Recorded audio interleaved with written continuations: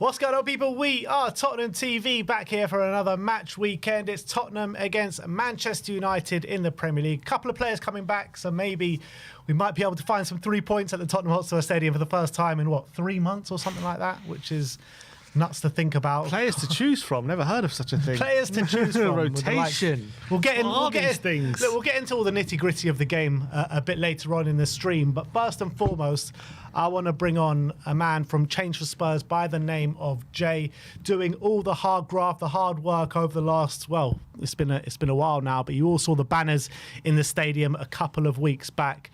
Some sort of great work from Change for Spurs. Time and Jay, for change. It is time for change. It really is time for change. And I want to hear from Jay, and I want to hear what Change for Spurs is all about. So let's bring him on. Jay, how you doing, my friend? I'm good. So I'm tired, busy with work, busy with everything. So obviously, it's coming up to the time now where hopefully we can get everybody on the ground ahead of Sunday. Yeah, so obviously big plans in place for Sunday, which we'll get into in a bit. But first and foremost, I want to say big up to you for all the hard work that you've been doing. The banners in the stadium, obviously, a couple of weeks back was great. And you saw a lot of people getting behind the message and everything like that. But let's kind of rewind a little bit and let's talk about Change for Spurs. Let's talk about what their aims are. So what is the actual sole aim of Change for Spurs? The sole aim of Change for Spurs, and I think it's something that gets watered down in a lot of what we say. All of us at Change for Spurs want Daniel Levy, we want Joe Lewis, we want everybody gone. Change can happen at many stages for a process. There could be immediate change, there could be futuristic change. And obviously, when you're coming to talk about billions, change isn't something that's a necessarily quick thing or an easy process. We understand that demanding change wouldn't necessarily mean because we've protested on Sunday, Daniel Levy's can go, okay, I'm selling my shares, I'm not involved in this. Change for us would be changing, obviously, one, the ownership, but two, the mentality of the club. We want to be a club that's going in a direction of wanting to win things. It's a demand for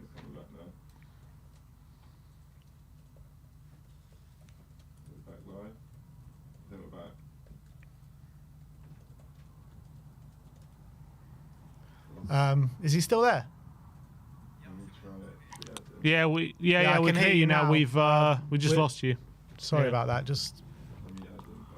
We're just adding you back to the stream. Just give us a sec. So basically, I'll just ask you the question again. I think they heard. Where did you last hear to, Sim? We'll just start again. I might need to restart WeAreCast because there's just a black screen. I think we're live. No, we are live. Yeah. All right, put it on the thumbnail. Sorry about this.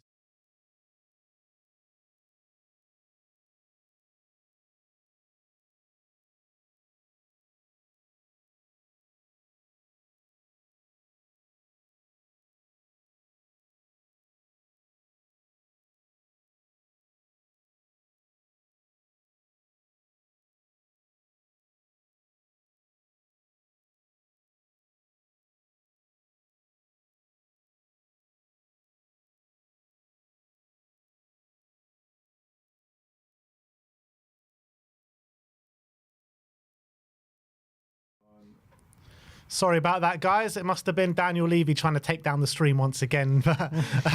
Jay, sorry about that, but let's just go back to the question, say what are the actual aims of Change for Spurs? Yeah, so obviously, as I was going through, change is something that happens when it comes to the billions game. We're not just talking pennies, pounds, we're talking billions of pounds.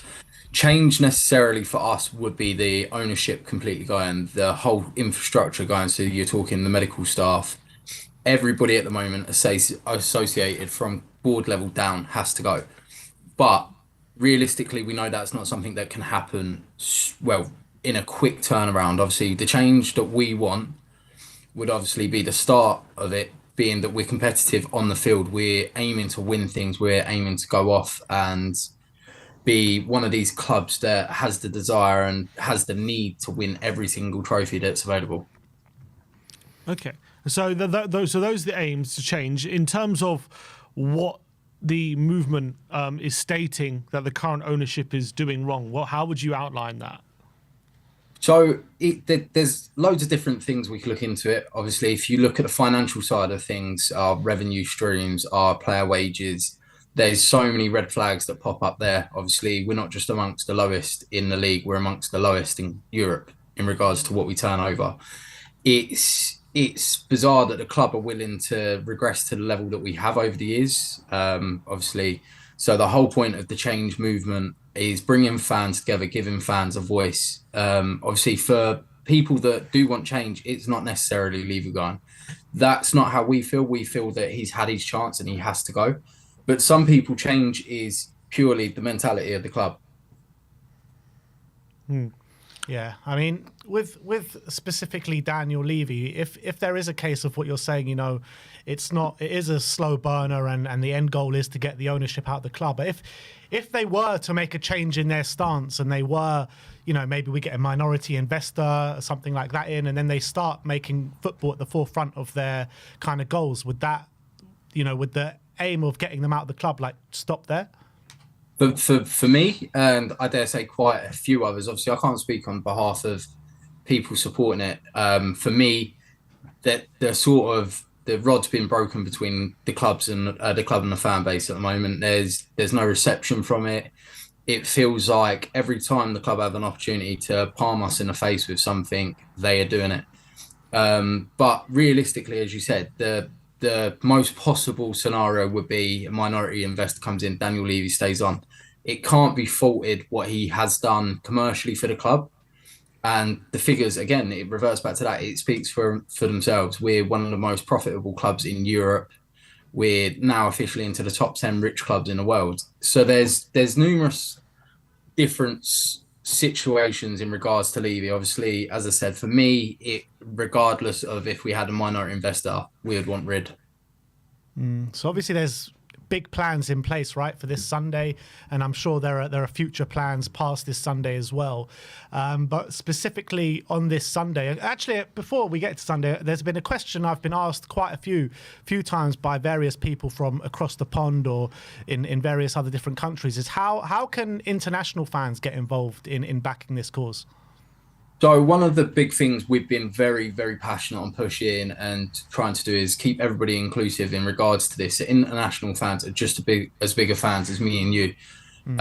Obviously, it's not as easy for some of these guys to just hop on a plane and be there to support. So their support could come from online. We've encouraged fans to watch in their local supporters clubs or live stream from home, have their ENIC banners out, because we want to share these. We want everybody to feel like they're a part of it and involved, especially in regards to the guys that really wish they could be there, but financially or for their own reasons, it's not possible. And in terms of Sunday, obviously there is a march happening. Do you want to explain where the march is happening from, what time it's taking place, where you're marching to, just the general plans for Sunday? I'll be there, by the way. Perfect. So let me just quickly pull up the banner because I've been here, there and everywhere today with work. So obviously we're planning on meeting at the crossroads of Lordship Lane, 2:45. We will be there from around 2:30, just getting set up, being face, because there's a lot of people that might not be comfortable just turning up if there is a big crowd, and we're hoping for that. It's a peaceful march down to the stadium. We'll be ending at the West Stand. Obviously from there we'll be voicing our opinion, we'll be singing our songs. Obviously the only thing that we can stress, obviously, as a group is it has to be kept respectful. There can't be anything that's going to make people feel uncomfortable. And we understand some fans are at the stage where they believe you have to get to that level. For us, we just want it to be a movement where everybody who feels like they have the same feelings as us will want to be there. Yeah. Is there like anything you encourage people to bring, like a centralized message or anything like on a card or things like that you think is the right message that you want people to come and send, essentially? Yeah, so voice your opinion on it. As we've said, change for Tottenham, for us who are obviously behind the account and working on it, change is the ownership going, but we know this isn't everybody's change. If you have a message that you want to get heard to the board, there's going to be enough cameras, there's going to be enough videos. Get your own message to how you really feel towards this club on there. And obviously, as we said, it does have to be kept respectful, because if it comes to the stage where people are throwing around names or certainly anything that the club can use against us for reasoning not to allow us to protest. And I mean, I've been in constant dialogue with health and safety at the club. They've actually approved our banners to be in the stadium. Oh, So, really? which is obviously, it's a great partnership to have, because they're saying if you keep it respectful and keep it professional, the club themselves can't do anything. Health and safety, their main priority is making sure everything's safe. So if we're not giving the club ammunition to fire at us and saying this hasn't been done, this hasn't been done, we feel like the groundwork we put in behind the scenes, and obviously for me, I work full time, 2 young children. I'm constantly either on the phone to journalists, I'm on the phone to people who have their opinions, I'm on the phone to the club. The police have been in contact, and we've got everything all shored up on that front. We just want to do everything correctly, and obviously there is things that we do misstep sometimes, and me personally, I'm a nightmare for it. Sometimes I can't help it, but I'm new to this, and that's the other thing I want to stress is obviously I'm new to trying to not necessarily be a face behind anything, because I don't want to be the guy that does it. I want the fan base to be behind the whole change movement. Yeah. Interesting. Just on that note, you're saying they've approved the banner. Is that the same banner that you brought, the big yellow one that said "Time for Change"? 24 years, one trophy. Yeah. So there's 2 banners. There's the Time for Change one, which went absolutely incredible. I don't think there was a continent in the world where that wasn't shared. So that had an amazing reception. And there is another one about Levy's game. It will sum it up when it comes out on Sunday. We were hoping to have 2 more other banners there, but as it stands, we're still waiting on them to arrive. And obviously we can't promise they're going to be there if we're waiting on deliveries. So again, logistics wise, it's hard because we are self-funded. We are just a group of fans that feel passionately about the way the club's gone. But there will hopefully, if not at this protest, at the next protest, there will definitely be more banners. And as we said, we're trying to keep it above means so the club can't put any implications in the way to stop us. But just quickly on that banner previously, because there were reports when what game was it? Was it the Liverpool game? Leicester game. There were reports that they tried to take the banner off you. Was that true? No, so I'll quash that completely. This is exactly why the club health and safety guy reached out to me, and full credit to him, because as he said, I appreciate the message. A lot of the guys that work at the ground are Spurs fans.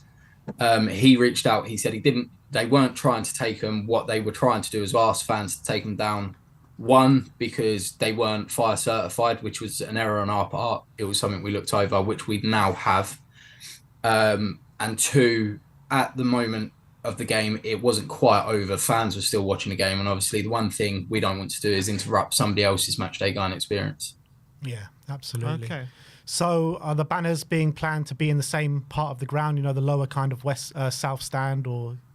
We're keeping this to a bit of a surprise, because obviously the one thing, it's one thing the health and safety guy saying we could take them in. It's another thing them being allowed in, and we're aware of that. So what we're going to do is we're going to strategically plan where they'll go in, and once they go in, they'll be visible from the whole stadium to be able to be seen. Brilliant stuff. So you're saying 12:45, corner of Lordship Lane and the High Road, then the march will be down from there. Inside the ground, is there stuff that Spurs fans can do? Is there anything planned, like during the game on any certain minute or anything like that? There's nothing on the minutes. As a group, we discussed it between us. Should we get fans to chant on the 24th? Obviously, the one thing that we've realised is United essentially is a 6-point game, if we look at it in that terms. So for us, it's about getting behind the boys. They deserve all the support. And for me, I'm quite vocal. I can lose my head and I get excited on Twitter and get ahead of myself. But if we're being very realistic on it, it's at a time where these players are playing twice a week. They must be exhausted. We can understand why some of the performances have been poor. Some of them haven't been acceptable, but there is the understanding there. So we want to encourage the fans to support the players. You don't have to support the board in the same time of doing that.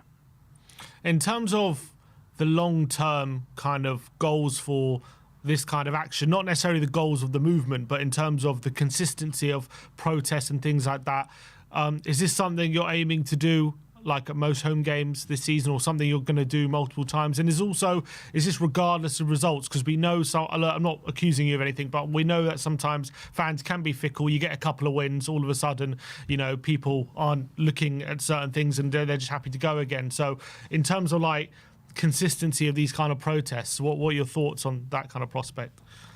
Yeah, I mean, obviously, one of the things that's been quite difficult for us as a whole is obviously we planned to do the Wolves game due to the logistics of it being over Christmas. Deliveries were pushed out.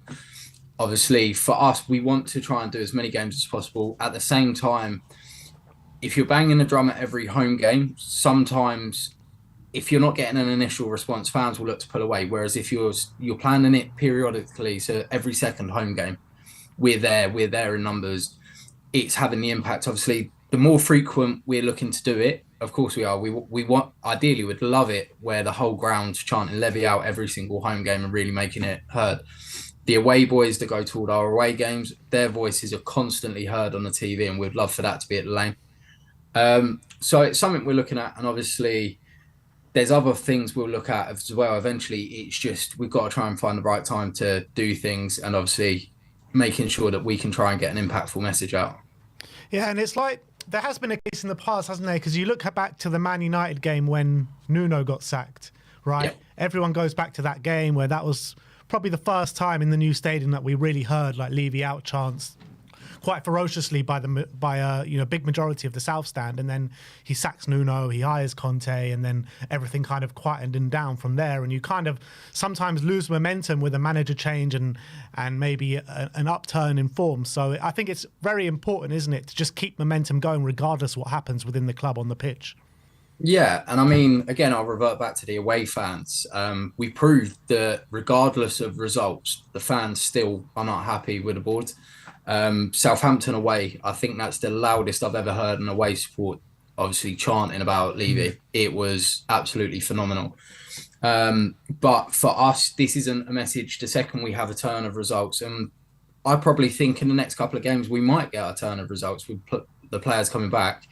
But for us, the message still stands. The players are in this situation because of negligence and not correct support, especially when it comes to transfer windows. Obviously, you look at summer transfer window, we signed Dominic Solanke, big signing. But to follow that, we had 4 youth players, and Archie Gray, who I think is going to be one of our best players to come through the club now from this level.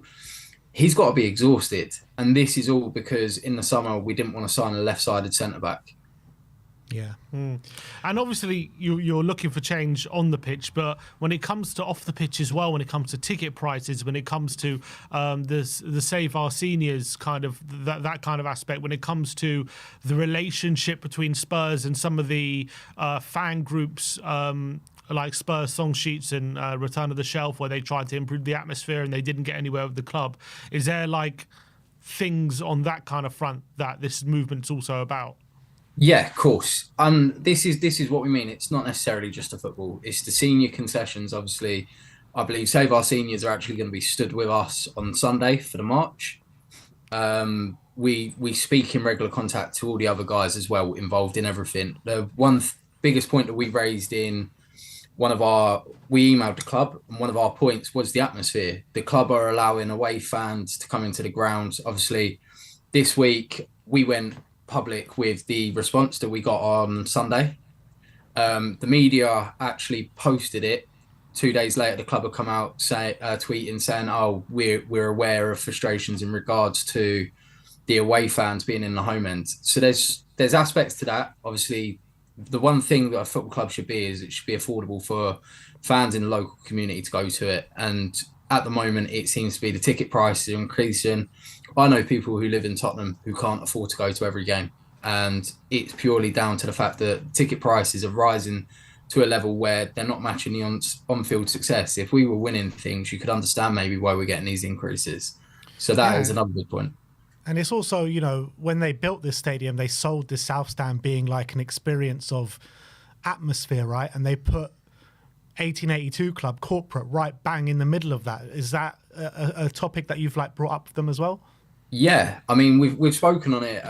We've spoken to the guys who were trying to organise the atmosphere in there. Obviously, when that wall the South Stand was built, it was supposed to be the yellow wall equivalent in London. Yeah. And admittedly, the South Stand is one of these places. If you've got something where you're going to put people who are happy being sat in their seats, bang in the middle of somewhere where you want an atmosphere, it's never going to mix well. It's never going to work. So these are again some things that we've picked up with the club, and obviously through our response, which you can see on the Change for Spurs page, the club brushed it off. The club give us a very generic, very bland response, and we wanted to give everybody clarity that yes, we were asking these questions, but this is what we're getting back. So this is how we're going to try and move on to that now. So we talk about the march after the game. I believe there's a sit-in. How's that going to work? Yeah, so again, I've spoken to the head of health and safety, he's advised all of us correlating at the bottom of the South Stand like we plan to potentially infringes health and safety. It does put people at risk. So it is very understandable why they advised us against it. He did say if we sit in our seats, if we remain in our seats, or if you're in a block area and you can come together without sort of stepping over people or pushing past people, then you're more than welcome to do that. So what we are encouraging people to do is remain in their seats after, make their voices heard. And believe me, once the away support's gone out and once the fans that don't want to be involved in, you're talking, you have an echo chamber of a stadium of where if you're singing Levy Out, it is going to be heard from their boardroom where they're sat there having their after match meal. Yeah. So, yeah, definitely big bands in place. I'm very excited for Sunday to see the numbers that turn up, because I have been involved in previous protests in the past, whether it be opposite the club shop or the Super League protests and stuff like that. And we've just never been able to garner the numbers that we feel like we should be getting to really make our voices heard. Because you see all the noise on social media, don't you? And everyone's like, yeah, I'll come. But it's not really related to, on the ground numbers. So, I mean, it's probably hard to gather, but are you envisaging maybe high numbers for this one? Because I feel like this one seems different. Yeah, I'm hoping so. I mean, I've been stood with you guys. I've been stood there with Brian in previous times. I've been there at the protest where there's been 30 of us. Obviously, there's nothing more frustrating than fans having the same opinion online, but when it comes to getting feet on the ground, it never seems to sort of overlap with it. This time, it does feel completely different. It seems to be the fans have finally had enough. I mean, this morning, I've been at work. I've been tagged in photos of people traveling from Austria. I've had people traveling from a few places in Italy. People are coming just to do the protest. And obviously, hopefully they can go to the game and hopefully we pick up the 3 points, because I think when it comes to it, there's nothing more than, as fans, all we want to do is see us win. But when it comes to these protests, it's hard to ever put a finger on the numbers and say this is what's going to be here. Obviously, what we can hope for is the reception online has been absolutely incredible.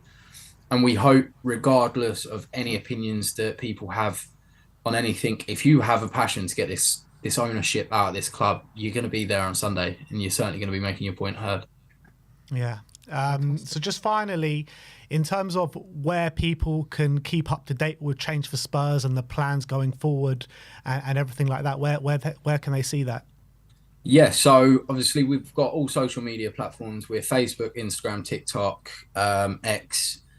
You can reach out to us on any of that. If you're not on social media, you can always request an email. Obviously, I'm happy to share the Change for Spurs email with you guys as well. So if anybody does ask for it, I push the message out on my X account, maybe a bit too frequently at times, but I'm passionate about it. Never too frequently.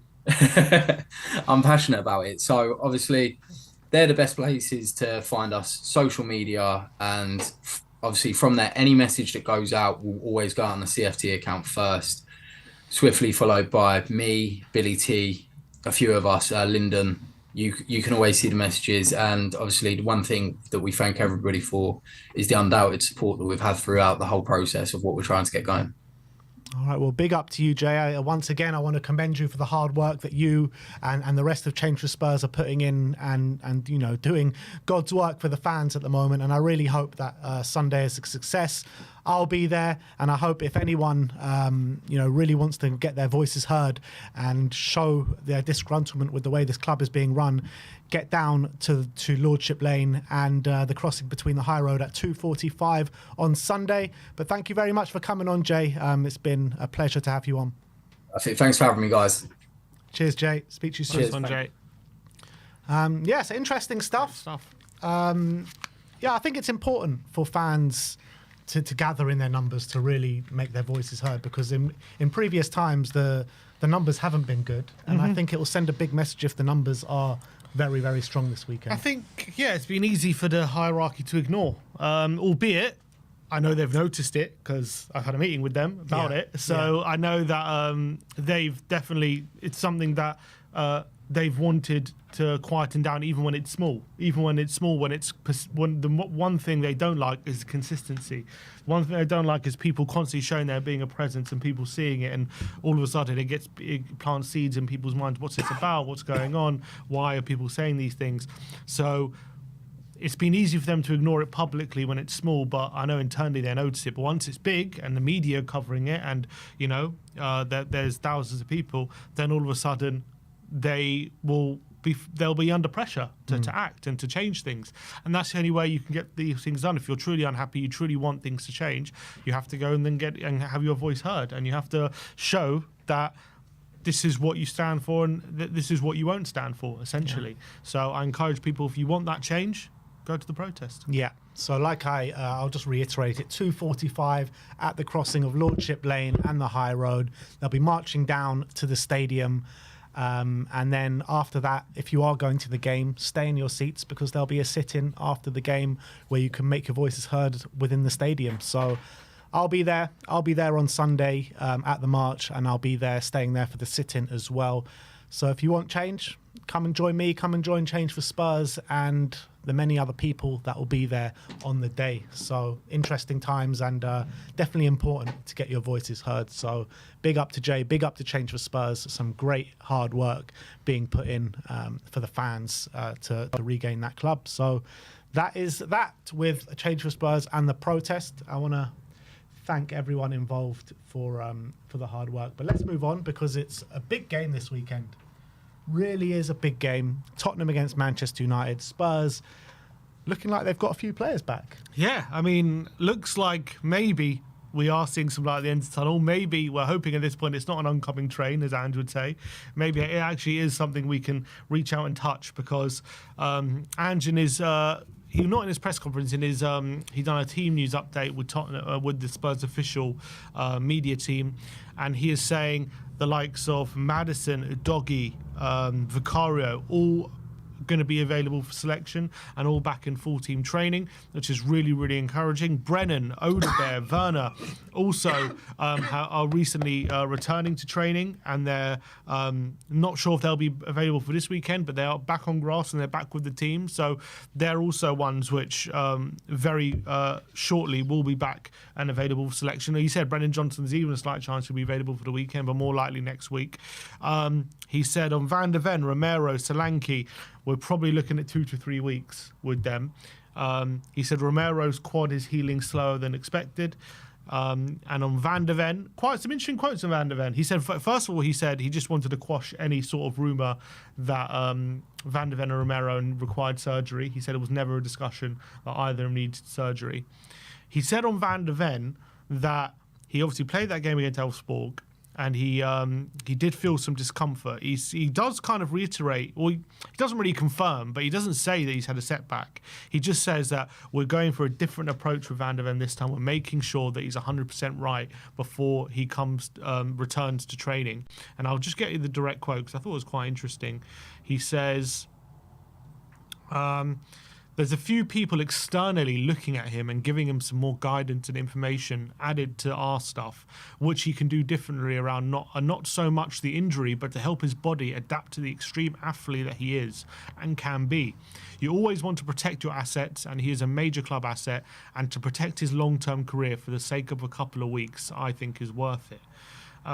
Just to confirm the full what he's been saying on Van der Ven, Solanke, He said, Mickey, Kuti and Dom, again, we're looking the next 3 weeks for them. They're going well. I guess with Mickey, we decided to take a different strategy with him.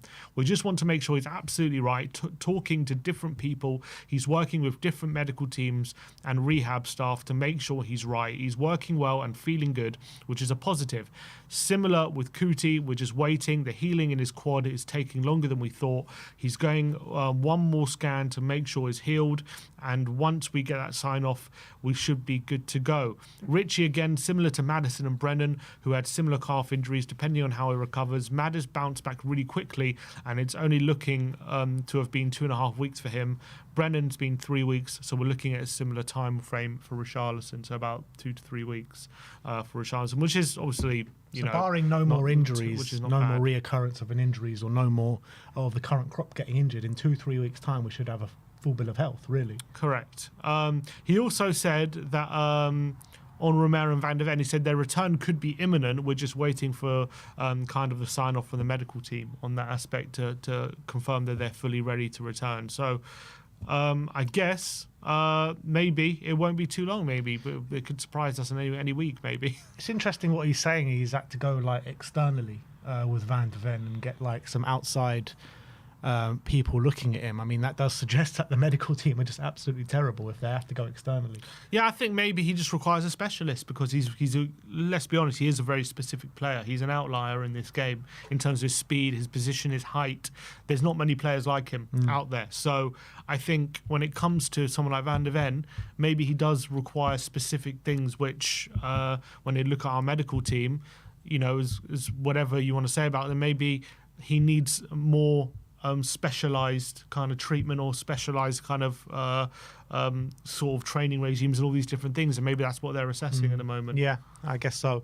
In terms of Ange and moving forward and stuff, with these players coming back now over the next 2-3 weeks, with players coming back this weekend, now is the time, isn't it? Now is the time where Ange is going to be really judged by the naysayers completely, myself included. I've been very vocal in my opinions of Ange, but he's got from now until the end of the season to really change a lot of people's minds, doesn't he? For sure. Look, if he's going to say this form is down to injuries and that's why we're in this situation, which I kind of agree with, then he's going to have no excuse. Once his injuries come back, he's got to turn this form around. But it's not to say he has to win every game now. Otherwise, because I don't think we're at that point yet where this team where we're capable of winning every game right now. Even when these capable players of winning a lot of games, though. Yeah, and even when we have these players back, as you say, who will see what condition they come back, and they have to bed themselves back in, and all these different things. But as you say, we're going to have one game a week for a bit anyway, up until Europa League comes back Till March. Yeah. Till March.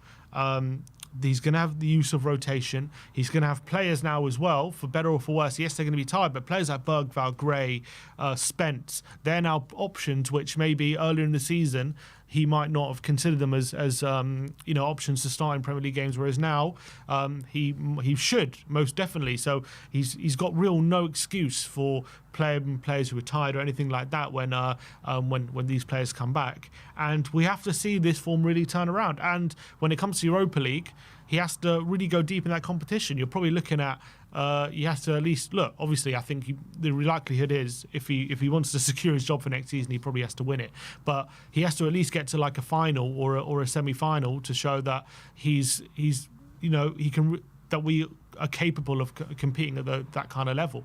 That's what he's got to show, and in the league form has to improve on top of that. That's the thing. So I think he's got a big job on his hands to prove that he deserves to be here from now to the end of the season. But absolutely, now's the time to do it. And he's the next few months are going to be massive for him, because his job. This is like a second audition for his job in a way.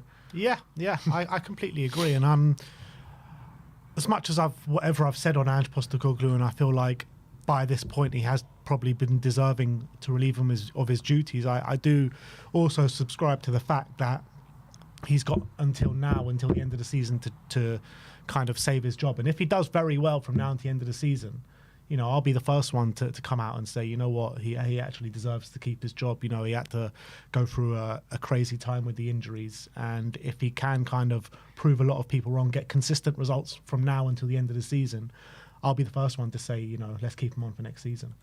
Yeah, and that's why I'm hoping he can prove a lot of people wrong. He can prove that he is capable of managing at this level, and he is capable of getting us to perform at the level that we have seen at times, maybe not consistently, but we have seen Tottenham reach a really good level of performance when we're at our best. And that's what I think when we are our best, I think everyone loves it and everyone enjoys watching Spurs and everyone is thrilled when we're at that kind of level. So that is what we've got to reach 100%.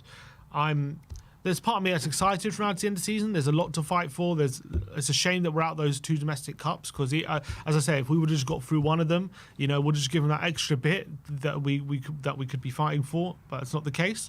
But all eggs in that Europa League basket, we've still got that trophy that we're hunting for. And if he wins it, then the reality is he's going to be our most successful manager since Keith Birkinshaw. So that's what the aim is right now. Yeah, which is mad to think about, most successful manager to a manager that left in the 80s, which is nuts. But in terms of this game specifically, Tottenham against Manchester United, it's a team that we've been pretty successful against this season. 2 games, 2 wins. Battered them at Old Trafford, and in the cup a few weeks ago, 4-3 in a up and down game. But I thought we were more than enough value for the win. If we look at the form of the 2 teams coming into it, that actually surprised me. Man United have won 4 out of their last 5 games, have they? Is that right? Well, I'm guessing what's included in that? Yeah, they have, because they've beaten Leicester, they've lost to Palace, they've beaten FCSB, Fulham and Rangers, so 2 games in Europe. Right, yeah, fair enough. And what I would say is the Leicester win, they got obviously last-minute goal, which was offside. Very lucky win. The Fulham win, they were not great in that game either. Another last 10-minute winner. Another late winner, and they just weren't great. Albeit, credit where credit's due, defensively, they did seem to shape up a lot better in that game. Rangers, another game where they conceded a goal late on and ended up scoring off the back of it, but again, wasn't so convincing. So as they have been getting wins, and look, results do seem to be turning, so fair play. And as you can see, they're 2 goals conceded in the last 5, so defence definitely seems to be tightening up, that's for sure. But still not totally convinced by them in terms of, are they really turning it around? Like, what I'm obviously they have scored the same amount of goals as us in the last 7, but I look at their attack and obviously hopefully we're getting players back, and obviously we're getting players in the front line like Tell going to be playing in this game. And look at their front line, and apart from Diallo, I'm just like, where are these? Where are they going to hurt us? It's going to be difficult for them. But look, credit where it's due for them, because they are starting to get some wins, and that's easier said than done. And also, you look at it right. Just looking at their away form specifically, they have had some fairly impressive results in their last few away games. They went to Craven Cottage, beat them 1-0. They went to Anfield, they got a point there as well in a 2-2 draw. Yes, they went to Molineux and lost 2-0, but then they went to the Etihad and won 2-1. And they went through the Emirates in the FA Cup.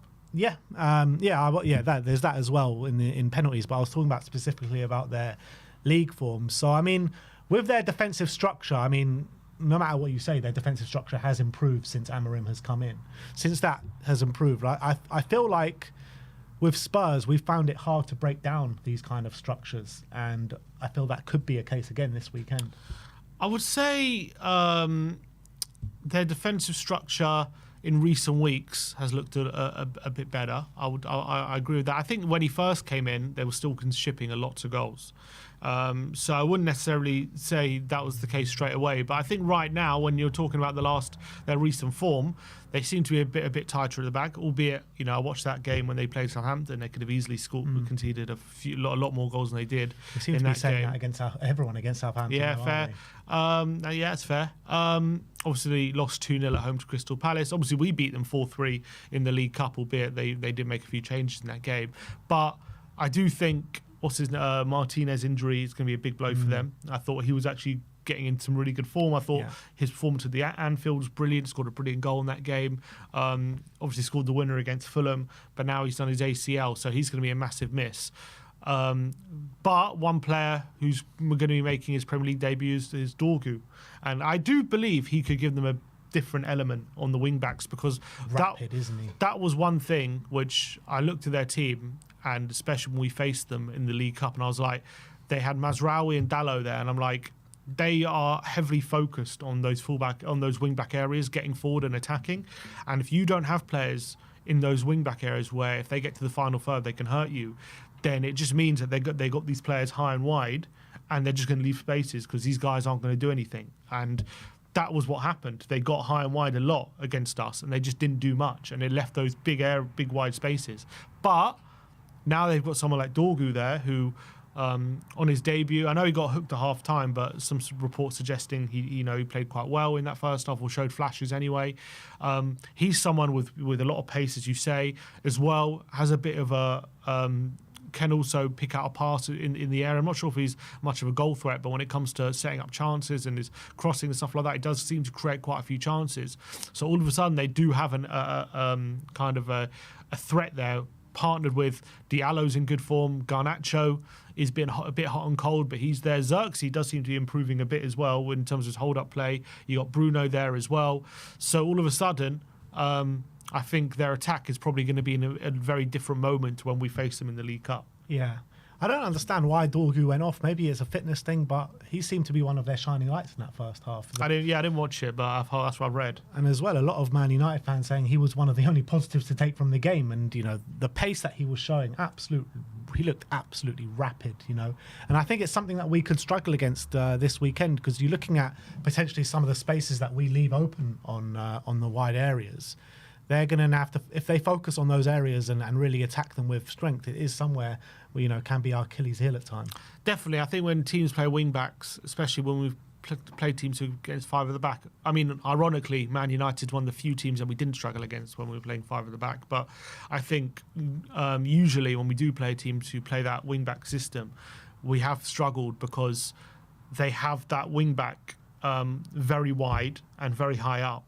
And it leaves our fullback with a big question mark because they've still got Garnacho there or someone in that kind of pocket. And our fullback, a lot of the time, there's a lot of coordination that needs who picks up the wing back, who picks up the inside, and then whoever picks up that inside forward, you got another question mark, who's going to pick up the centre mids. And there's a lot of coordination that needs to be sorted out. Obviously, we've had a week to sort that out, so I'm expecting better results, but we've had struggles with that previously. Maybe if it's going to be an interesting decision, we'll talk about it in the lineup, what he does, Ange, if Udogi's back. Does he go with Porro? Does he go with Spence? Now they've had, these players had a week break as well. Is he worried about Porro these players being overplayed, but with Spence being in great form, can he drop him? So I do think in these kind of games, especially against a wing-back, I would prefer someone like Spence, just because I think his recovery pace and his ability to cover that space is going to be better for this kind of game than someone like Porro. Albeit, I think Porro in the game against United, I think, he was involved in a few of the goals that we scored. So, and we know that his ability on the ball is still, I still think on the ball, Porro's, with his passing range and things like that, is better than Spence. But Spence, that ability to drive with the ball, his pace, I think his recovery pace as well, and in just his general form, deserves that spot right now. So he's got a decision to make, Ange Postecoglou on the weekend. But I think Man United, coming into this game, it'd be interesting to see how they approach it. I do think they're probably going to try and win the game, and I think they need to. But are they going to approach it similarly to how they did the Fulham game, where they're just concentrating on being very, very tight and kind of concentrating on not giving up the opposition any chances and relying on kind of set pieces? Or are they going to approach it a bit like how they did when we played them in the League Cup and kind of going at us and leaving those spaces in behind? Yeah, I do think they're going to wait for their moments, to be honest. I feel like they would have seen that might be a way to beat Tottenham, is just wait for their moments, and we're going to leave gaps at some point during the game, and then they'll try and exploit it at that moment with the pace of Dorgu, with the threading of the needle for someone like Bruno Fernandes. But I do think both teams will probably go into this feeling like they can get a result and quite confident. But with us, we just need to get that win in N17. I can't believe how long it's been since we've won at the Tottenham Hotspur Stadium. Was it Aston Villa when we beat them 4-1 was the last time? It feels like a world away at the moment. Yeah. When we last won here in N17. After that game, I remember doing an instant match reaction with you, and I said this place is a fortress. Well, we had a great home record then, yeah. And we haven't won since. And some teams that have come to Tottenham since then, you know, the likes of Wolves and Leicester, and we just can't seem to get any sort of result over the line. And now, with a few players returning, we just have to get the win by hook or by crook this weekend. Obviously, one player who did a lot of damage against us at the Lane and has been in decent form is Amad Diallo. And he is one player I'm worried about because he's kind of a player who's can kind of create something out of nothing, because he's a spark. He's a little tricky customer, and he's got a really good left foot, and he's getting that consistency in his game. He's one of these players who can just pick the ball up, and if you're not on him and you're not making sure you're going stride for stride with him, he can get away from you, and he can beat players, and he can really cause you problems. And obviously, he changed the game when he came on in the League Cup, and he got, I think, it scored 2 goals. He scored 2 goals. We got 1 goal, definitely, but he definitely upped kind of the pressing and stuff like that. And after that, I think for that last half an hour or 20 minutes, we were really struggling to contain him. And I'm pretty sure he's going to start in this game. And yeah, it's another thing to look at for Ange Postecoglou when it comes to, do you want to put a doggy straight up against him? Spence has done well against people like Salah. Do you just keep him there for now? I think Diallo's definitely one where if we can keep him quiet, then I think we go a long way to making sure Man United are contained. Yeah, absolutely. He's been such a clutch player for them this season. You know, in all their big wins, he's been pivotal. He's been absolutely pivotal for them. So I agree. I mean, when you're looking at their forward options, he's the only one that you sit there and be like, oh, I'm actually frightened of this player. Everyone else, and which is a far cry to what Manchester United. Just think about the attacking talent Man United have had over the years, even after post-Fergie, you know. It's just madness to think Man United, the great Man United, are in this kind of state where Amad Diallo is the only player that you're kind of frightened of in their front line. And it's interesting to note as well, you know, Kulusevski and Amad Diallo are actually very close friends. They came through the ranks at Atalanta together. They were schoolboys together there as well. So it'll be nice to see them on the pitch, and there'll probably be some sort of embrace after the game. But he's the only player that you're thinking, wow, we're actually up against it here. So I completely agree. You keep him quiet, and you're going to keep them majority quiet. In terms of us, you know, we've seen do different kind of various things over the past couple of weeks, where against Liverpool, you know, we didn't have too much ambition of going forward. Against Aston Villa, we tried to get back to what we're good at in terms of going forward. With players only just about coming back, do you think there'll be enough energy levels to play kind of the way we want to play? For sure. And I also think Man United right now, as much as their maybe results are improving under Amorim, they're still as well in their process. In the last 2 weeks, we've played against the likes of Villa and Liverpool, who are much more well drilled and well oiled, I should say, in terms of their approaches, and they've really took advantage of our disorganisation.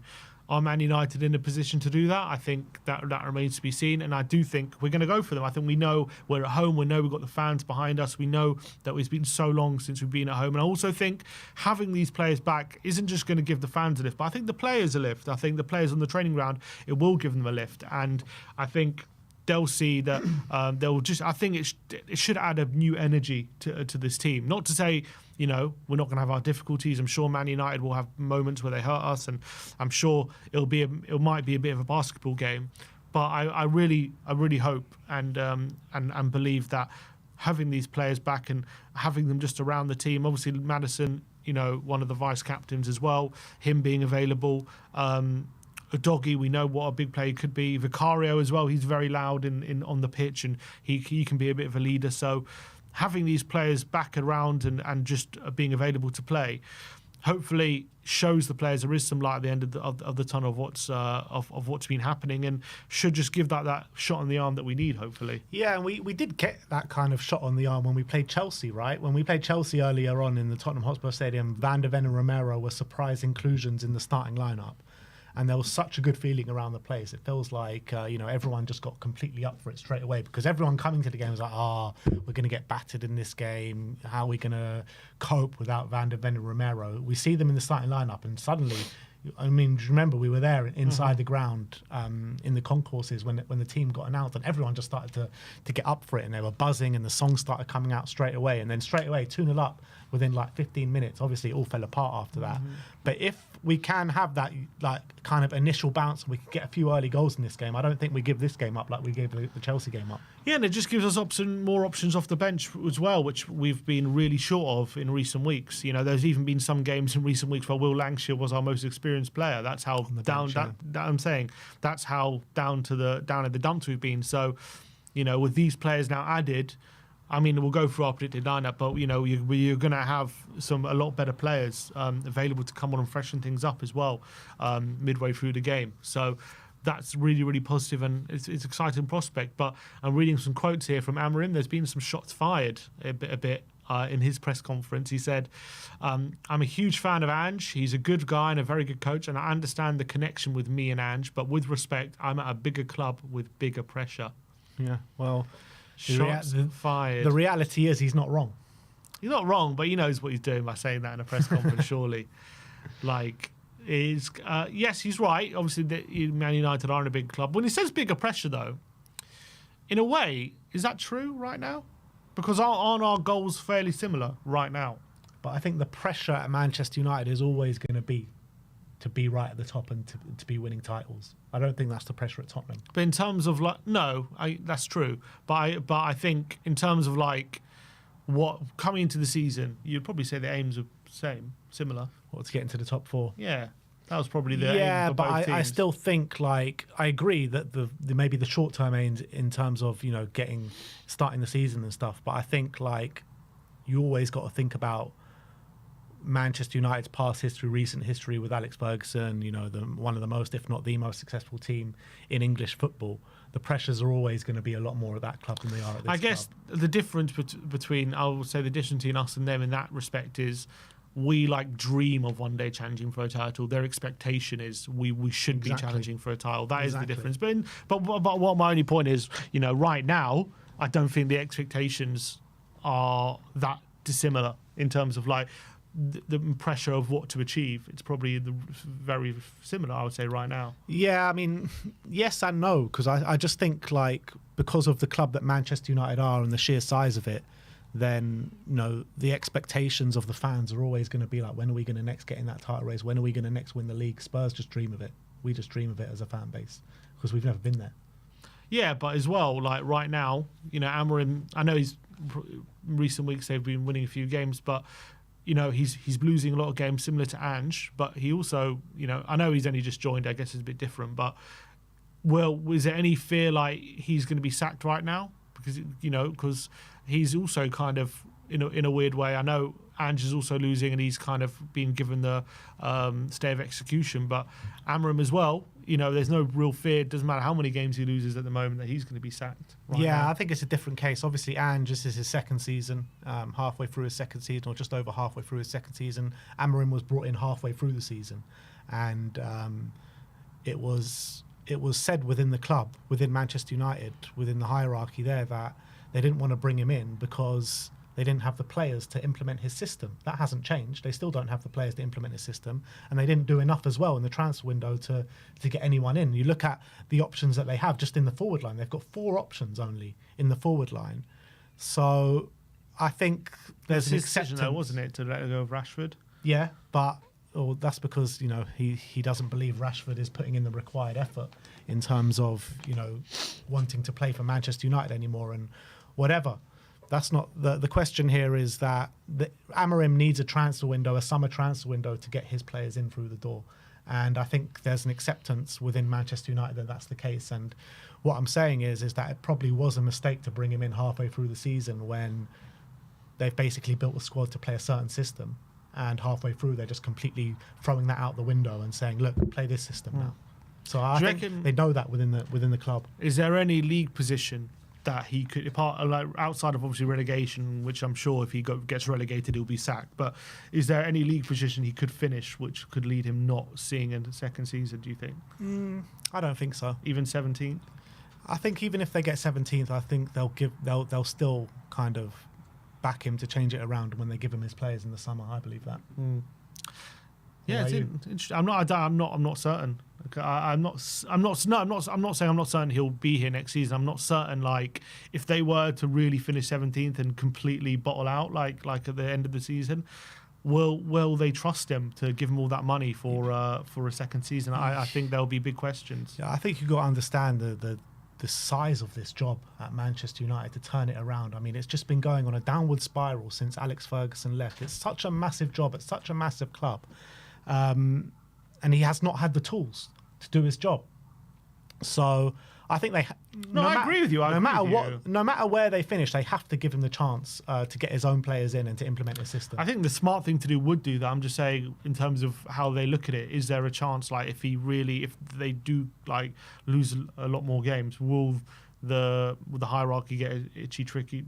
Yeah. Will they think, are we really going to invest? What's it required? Hundreds of millions it's going to require to back this guy when, he just finished 17th. Are they going to do that? There's a chance that maybe they won't. I think it'll be a very stupid move. No, I agree with you. I'm not down. I'm saying that I know they should. I'm just saying, Will they? I wonder if, because it is Man United, as you say, and they do have expectations, whatever they want to say, unlike, so anyway, it'll be interesting. Maybe we can ask our guest that question. All right, well, let's move on to the next segment of the show. And we have got Alice from Alice Talks Football to come on. Alice, how are you doing? I'm doing good, thanks. I mean, just Man United's a bit depressing to watch at the moment, but other than that, I'm good. Yeah, we're all depressed, Alice. Yeah, exactly. We can all be depressed together, Alice. I mean, last time you came on the show, we were talking about Ange Postecoglou and Eric Ten Hag, and you were saying that you wouldn't take Ange Postecoglou over Eric Ten Hag. Now Ten Hag has gone. You've got Ruben Amorim at the helm. I mean, me and Sim were just having a conversation about Amorim, and if he finishes 17th, do you think he'll get sacked? I mean, I was making the argument that he just needs his players through the door. Are you kind of a similar thinking? Yeah, I think the only way he gets sacked is if relegation was possible.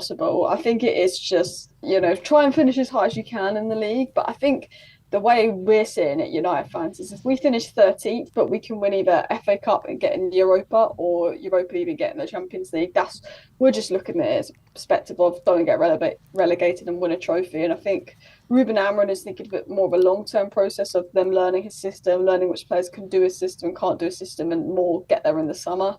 I think it's a long process, but unless we got relegated, I don't think he's going anywhere because we haven't got wing backs, we haven't got anyone that can play a system because it's so different to Ten Hag. Yeah, in terms of how you assess so far his time in charge, I think we can all agree he's had a massive job and a lot of difficulties, as you say, with the lack of maybe players that does fit a system. But how do you personally assess how he's been getting on? Do you have any criticism of him? Do you feel like it's hard to criticise him right now? Yeah, I think he's getting things wrong, and I think you can criticise the manager without thinking that he's the problem, if you know what I mean. Obviously, Amorim, I'm backing him over the players, the board. They need to get recruitment right. These aren't his players. And to be honest, I always felt last season we overachieved with Ten Hag. Even finishing 8th, the underlying numbers had United about 14th, 15th. And this is Amorim taking over a squad that could have finished easily 13th last season. We're 13th in the league. We've not improved since Amorim's come in. And I think there was some people that thought just sacking Ten Hag would save the problems, but that wasn't the case. It would solve the problems, but that wasn't the case. We've not really improved much. The football is quite boring. Going forward is pretty poor. Then we've lost Rashford and Anthony, and we haven't replaced them. But there's things about Amorim's system that I look at and I'm like, okay, there's an out of possession structure there. You can actually see what he's trying to do, but you can just see we don't have the players to do that. We don't have players that can carry the ball forward. We don't have players that can use their brain in the final third. I think it's a sort of, you can see bits of it, but it's just not there. Yeah, we were just looking at the form before and we were quite surprised. You've won 4 of the last 5 games. You've only conceded 2 goals. So how do you think there is signs of improvement, maybe defensively, or do you think maybe, is it luck? You're just getting some luck in games? How do you assess your recent form? It's difficult because I think, defensively we probably have improved. The one thing I've noticed is Arsenal and Liverpool, the big games, but in those big games we're not getting rolled over. Under Ten Hag, we lost 3-0 to Tottenham, 3-0 to Liverpool. We had the big 7-0 loss to Liverpool, whereas Amorim did the 2-2 to Liverpool, and we knocked Arsenal out of the FA Cup with 10 men. So in the bigger games where we don't have much of the ball, we're set up a lot better out of possession off the ball. But the minute we're required to do something on the ball, that's when it's poor. Like even the Southampton win, we weren't great. Amad Diallo scored a 12-minute hat-trick. The win versus Fulham was a deflection. It's the only convincing win we've had for me is really Everton. Like we've had moments in games, but that's good. But why were we only good for the last 20 minutes? What did we do the first 70 minutes? I think just going forward, confidence is probably a part of it. But I think we just lack that quality in the final third. In terms of Ruben Amorim and bringing him when you did bring him in, do you think it was a mistake in that aspect? Because essentially, in my opinion, you're basically saying, well, this season's pretty much done. You don't have the players to implement his system. Do you think it would have been smarter just to bring him in the summer, or maybe even last summer you probably should have brought him in just so you can get players to suit his system? But right now, you literally don't have many players that can suit his system. So do you think in hindsight it was a bit of a mistake to pivot to him midway through the season? Yeah, I mean, I think, we should have brought him in the summer. They wanted Thomas Tuchel, and then something went wrong with Thomas Tuchel at the end, so they just panicked and stuck with Ten Hag. And it was like, well, you never really wanted Ten Hag. You might as well have brought Amarin in that summer, backed him, spent the money, because I feel like there was a feeling everyone thought deep down that Ten Hag might go this third season, because everyone kind of knew that Ineos probably were reluctant to keep him. And Dan Ashworth lost his job ultimately because he was sort of questioning the decision of, do we sack Ten Hag this early on when we kept him in the summer and we spent all this money? And he wasn't that pro bringing Ruben Amorim in. I think bringing Ruben Amorim in is probably the right decision long term, but it was one that it should have been done in the summer. And I think the thing is, I look at it and I think, had Ten Hag stayed and had Ruud van Nistelrooy been interim, maybe we finish higher in the Premier League this season, just because they would have adjusted the tactics to suit the players. Whereas Ruben Amorim is saying, I'm going to play my football, I'm not going to adjust the tactics to suit the players, because this time next year we'll be better off for it. He believes if he does his system now and he learns which players can and can't do it, next season he'll know sort of who can, who can't, we're better off for it, rather than trying to implement his tactics next season. We could be where we are now next season if he tries to implement it. So maybe having Amorim here to do a bit of trial error and learn the squad is all right. But I think ultimately it probably would have been maybe better in the summer. But I think, like, I'm happy he's here. But yeah, just so he can learn the system. But I think it is, the season's a write-off essentially. It's just trying to save it with an FA Cup or not Carabao, Europa. Yeah, I mean, and Alice, I know you've been accused of being a Spurs fan by some people, but you're starting to sound like a Spurs fan with that assessment, because that's what a lot of people used to say about Ange Postecoglou. What you've been saying about just allowing him to just maintain the system and seeing who can do and who can't. It's a lot of what we were saying last year. Obviously, you've been quite a big defender of Ange throughout the season. We're now obviously Spurs are sitting in 14th. We're not, obviously, a lot of fans are not happy. We have this injury crisis of which seems to be easing just in time to play you guys, which is great. But what has your opinion changed on the Ange project and him as a manager over the course of how this season has gone? Or do you still believe that Tottenham should be keeping him on and he still could be a good long-term fit for Tottenham? Yeah, I think, again, it's a long-term project, but I think because the results and performances have been so bad lately, I think if they sack Ange, you can't argue it's the wrong decision. But I do look at it and I think you sack Ange right now with the squad you've got, with the players you've got available, bringing in a new manager, I don't think you get better for it, because you actually look at the players available. And even if Ange has got things wrong, and even if you're playing badly, I don't think sacking Ange right now makes Tottenham miraculously better. So for me, I've always said with Ange Postecoglou, there is a project at Tottenham. There's Burville, there's Gray, there's Moore, there's Vuskovic coming in. You've got all these young players, Sar's young, Van der Ven's young. And when everybody's fit, you see Ange ball.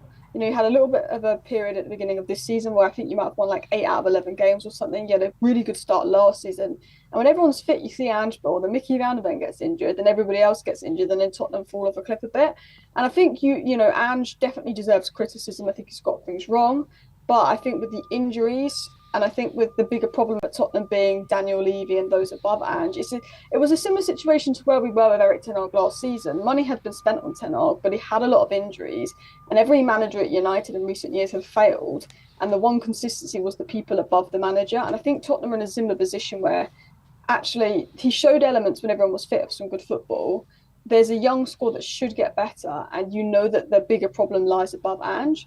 Now, if you get to a position in summer where you know what it's really bad, a couple of players come back from injury, and you only just avoid relegation, and Iraola's saying, "I want the Tottenham job," it's a different conversation then. But I think right now, no one's probably going to come to Tottenham right now that would be an improvement on Ange. And I think give him to the summer and probably assess in the summer, because I think there's an argument to sack him because it is really bad. But ultimately, I don't think it solves your problems. And I think his project could work given time, like I actually believe it could. Do you subscribe to the notion about the injuries? Because a lot of people, including himself, is using the excuse of, we've got so many injuries, we just can't maneuver this situation.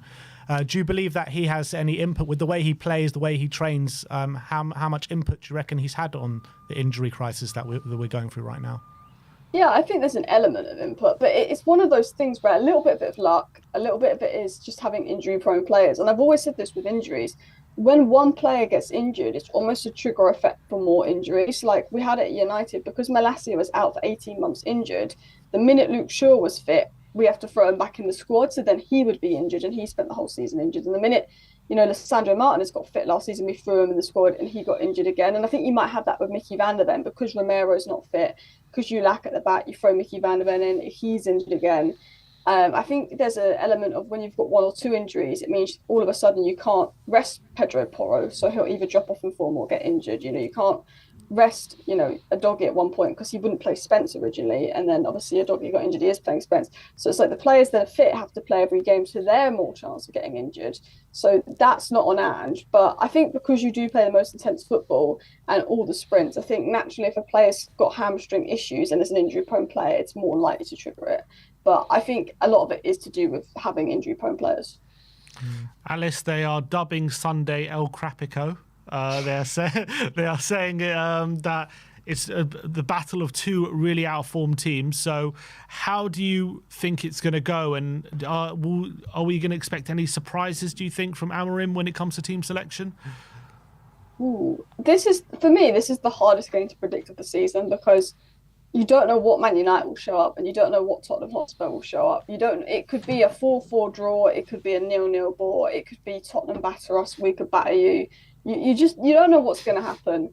In terms of team selection, I mean, Dorgu coming in, maybe we actually play him left wing back and have some kind of threat on the wing back positions. But I mean, I think Amorim's, he played Maino at striker versus Brighton, I think it was, or Palace, sorry.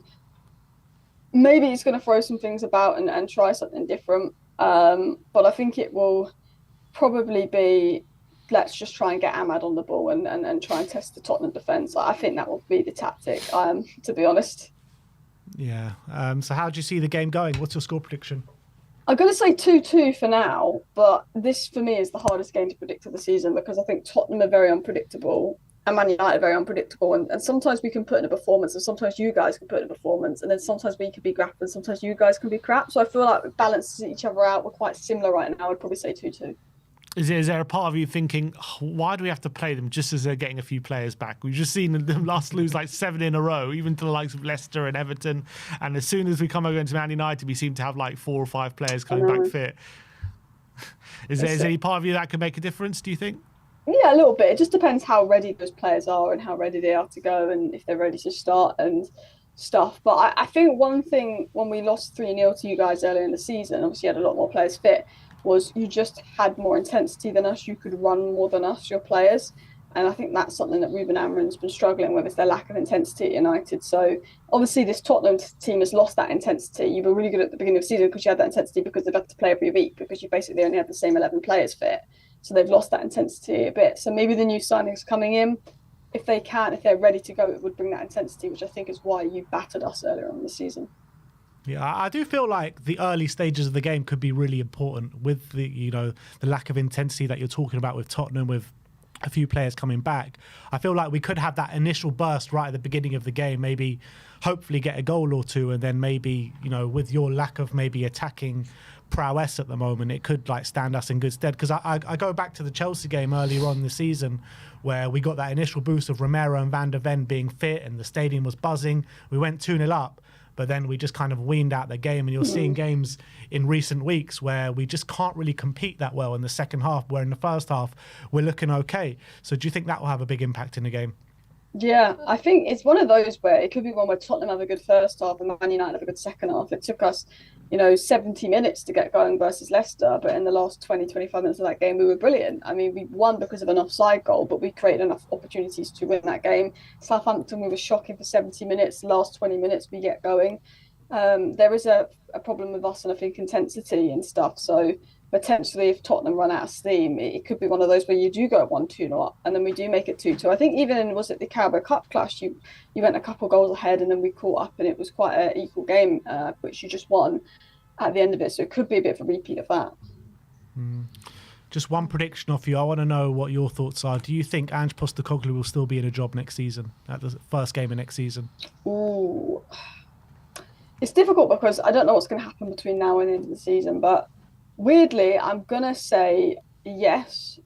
Go on, Alice. I'm gonna say I think he's gonna end the season a bit better than you are now, because I look at your underlying numbers and your goal difference and stuff, and every game you've dropped points in the Premier League, bar like the Liverpool game, you've only lost by like one goal.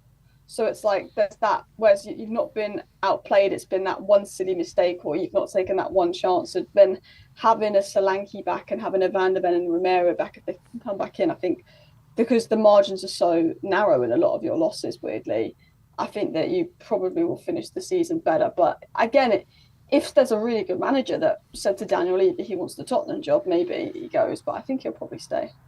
Who do you reckon has more chance in the Europa to win the Europa League, Spurs or United? Weirdly, I'm going to say United, because we have experience with trophies. Even when we're shit, we win trophies. Like we won the FA Cup last season, the Carabao the season before. Like the team sort of knows how to win trophies, but I actually think you've got a better record in Europe than us recently. We've been really bad in Europe this season. Yeah, I mean, But we're in you the won the Europa same League under Mourinho, though. Yeah. We're in the same segment for the draw, aren't we? Between Galatasaray, AZ Alkmaar, Sociedad. So either way, we're going to be an opposite and sides. Midtjylland. So it could be a Spurs Man United final in the I think Europa League. I would love to see that final. I think that would be a great final. Both teams desperate to get like European football next season as well.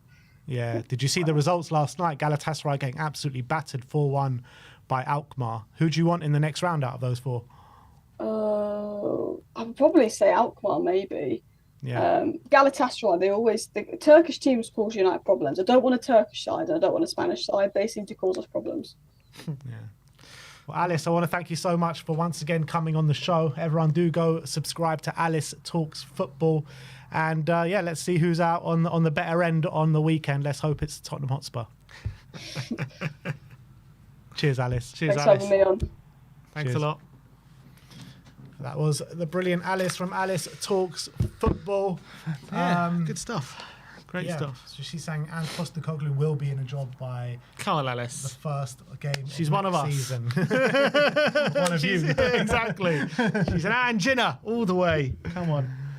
But yeah, let's finish off talking about our predicted lineup. So Ange Postecoglou has been speaking in the pre-match press conference we've alluded to a bit earlier in the stream. But let's get into the team news going into the game this weekend. Yeah, so we've obviously the players who are still unavailable. You got Romero, Van de Ven, and Solanke. Albeit he did say Romero, Van de Ven could be and Solanke, all could be 2 to 3 weeks away. He did say on Romero and Van de Ven specifically that their return could be imminent. And in terms of Van de Ven, he's being very careful with him. They're taking a different approach and even getting external advice on Van de Ven as to how to manage his current situation.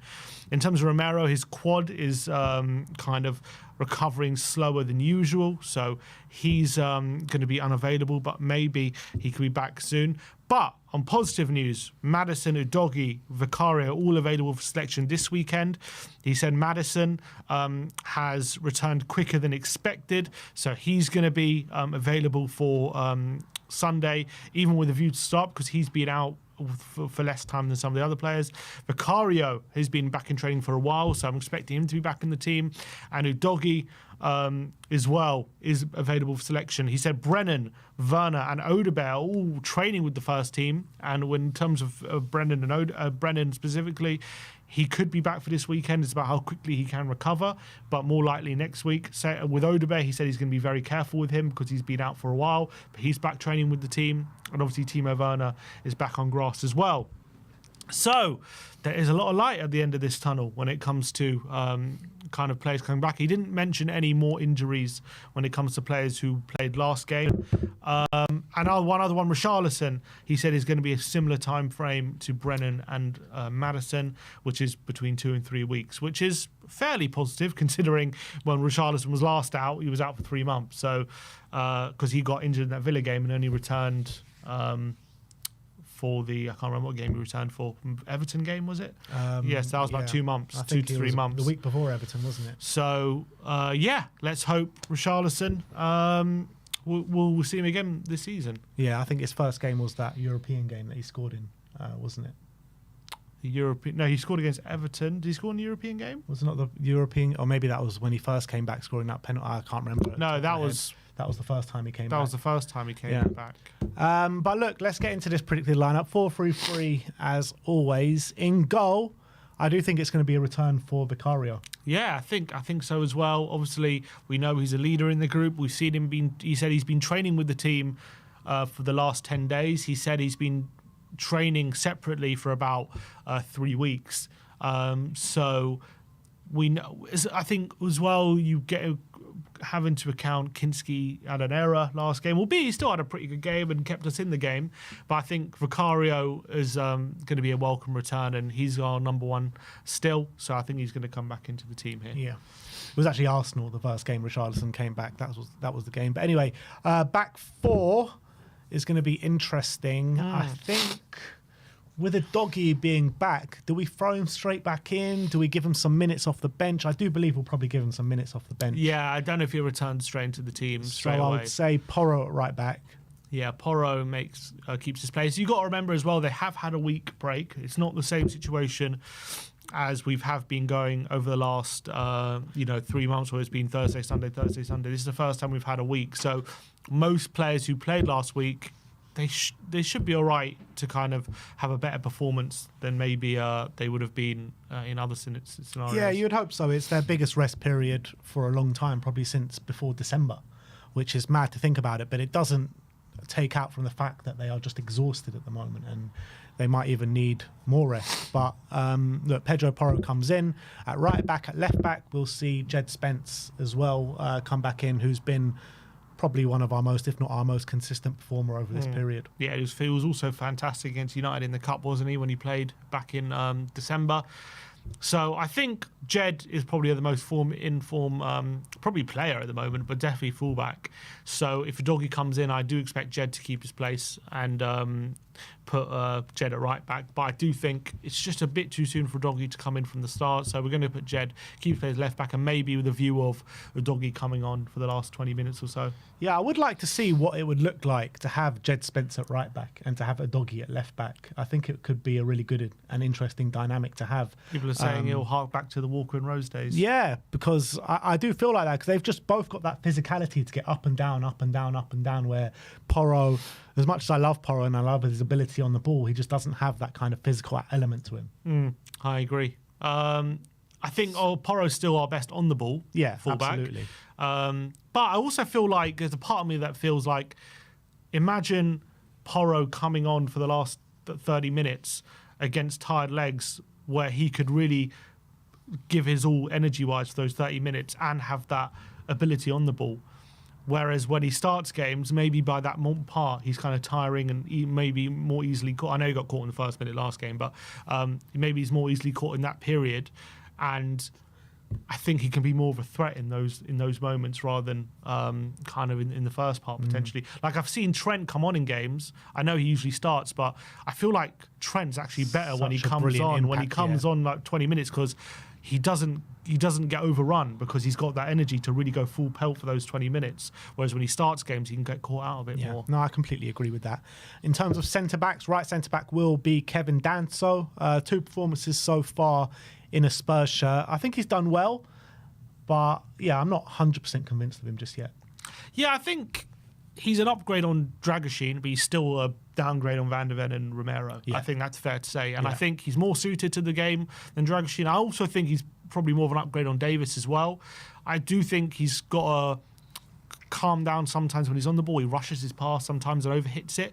I think once he gets a bit more composure, I think he's got the assets to be a really good centre-back. Does he have the quality to be that top level? I don't know, but he's aggressive. He can really, I think he fits the system. He's done some really good things, but I also think sometimes he's a bit of a bull in a china shop. He needs to calm down a bit sometimes. The thing is, I don't know about you, but I mean, I thought against Liverpool he really surprised me, and I thought he looked really good in terms of being that wall at the back. And I know we conceded 4 goals that game, but he was one of the better ones. And I felt like he did such a good job in terms of putting his body on the line, being really aggressive. But he didn't have too many opportunities on the ball. But, you know, when he did get those opportunities, I think he did it pretty well. But against Aston Villa, you know, we tried to dominate the possession a bit more. And I just felt like he looked a bit uncomfortable on the ball against Villa. It depends. In certain situation, yes. In certain situation, no. I think when he's being rushed and he's being asked to like play out the back when people are pressing him, I think he can rush his passes sometimes. And there are moments for sure where there's a pass in behind and he plays it and it's just overhit and it's not good. But there are some times where he looks really confident striding into the middle and he's almost looking like a midfield player at times. And he's like playing little quick interchanges. Like, okay, he can be comfortable on the ball. So I think maybe it's an adjustment period in as well. I just think the way he plays, he kind of plays at 100 miles an hour sometimes, and sometimes he just kind of rushes things, and you just need that, maybe a bit of Romero, just that composure on the ball, just to put your foot on it and slow it down a bit. Left centre-back is an interesting one. Obviously a toss-up between Archie Gray and Ben Davis. I do feel like he will side with Ben Davis. I feel like he'll side for Archie Gray. Why do you feel that? Because I feel like I reckon he feels like Gray's earned his spot, and I feel like he feels like Gray has really done such a great job for the team over the last few months that he will feel like he doesn't want to take him out of the team right now, and I don't see him putting him in field right now with the midfielders we have available. So that's probably why I feel like he played him against Villa. To all honesty, I feel like he feels Gray deserves to play. And I feel like he will go with him. I feel like he'll play him. Yeah, I mean, just the thing is that Gray has just played an unbelievable amount of football over since December, and he's always talked about, you know, nurturing these kind of young talents. And Ben Davis didn't get the start against Aston Villa and hasn't got as much football in his legs as Archie Gray. So I just feel like just get Davis in, give Gray a little bit of respite, and potentially look to start him in the next game. Yeah, I always feel like that, and then the team comes in and Gray's starting again, Yeah. and I feel like he's going to do it again. I feel like he's going to say. But Villa's Gray, the only game really where we've had the option to give him a bit of respite, and he didn't do that. To be fair, well, Liverpool. What was the situation against Liverpool? He dropped Porro. Oh, he dropped Porro, yeah, but as well, he's probably one of the only ones that's played more minutes than Gray. I know, but I feel like he trusts Gray right now. Like he really believes that he deserves his spot, and I feel like that's why he's He playing does him. deserve his spot. There's no doubt about it. Of course he deserves his spot. He's been brilliant for us. But as an 18-year-old, with the amount of minutes that he plays, I just think it makes sense. No, I agree with you, but he's now had a week break. Yeah. So I'm saying I would probably play Davis. I feel like he's going to play Gray. I feel he's going to play Davis, but All right. So I mean, we want Davis, so we'll put Davis in. But I actually just feel like he's going to play Gray. well, all will be revealed at on Sunday. But we are going for Ben Davis at the back with Pedro Porro right back, Jed Spence left back, Dan So and Davis in the centre back Now it positions. gets a bit interesting because we do actually have options here in this We midfield. need to put Davis into centre back. Oh, sorry, I didn't save it. So in the midfield, in the 6, so there's Bissouma, there's Bentancur. So as a 3, there's basically we actually have all our midfielders fit, don't we? Who's injured in midfield? No one. Well, yeah, everyone's fit. Madison's back, Kulusevski's there. Everyone's fit. Yeah. Bergvall, yeah. So he actually has options and a choice to make. In terms of, we'll start off with the base of the midfield. I do think it's between Bentancur and Bissouma. Yes. Bentancur obviously has had shockers in the last couple of games. Bissouma played quite well against them in the League Cup. But Bissouma then came on against Villa and actually done well for the initial part. I remember at Old Trafford, Bentancur, I think, played, didn't he? I think he was quite good. I feel it's going to be Bissouma. You reckon it'll be Basuma? Yeah. Why do you think Basuma? I was going to say Bentancur. Because I just think Bentancur has been shocking the last couple of games, and I think Basuma probably deserved the start over him. And I thought Basuma was even worse than him. You think so? I think Basuma, he came on and initially and did really well in those. When we were on top, I thought Basuma was playing really well. Yeah, fair. I say against Villa, that's fair. But I thought, again, when they both started at Anfield, I thought Basuma... I mean, they were both bad, but I thought Basuma was just a bit worse. But, yeah, maybe you're right. Maybe it will be Basuma. Maybe it'll be both. I don't think it'll be both. I think it will be... no, I don't think it'll be both. I think that's a bit too defensive. I think he's going to go for it on the weekend. So we're going to put Basuma at the base, take Bentancur out the firing line. So then the question is, does Maddison come back into the team? Is Decky going to be in the middle? Sarr and Bergvall, what are we doing with them? So it's a lot of options.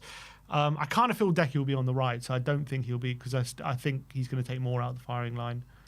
Probably, which is a bit of a shame, because Decky is just like... He's just not at the races, really, but he's still one of our better players. That's the reality.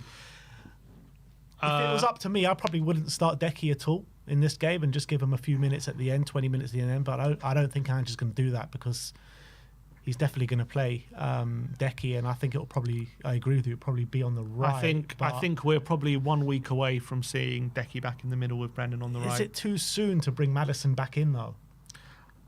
Potentially, but I'll just get a quote from... Where was the quote I saw on Maddison? He said that he is definitely in with a chance of starting because he's played less. He said that for a doggy as well, didn't he?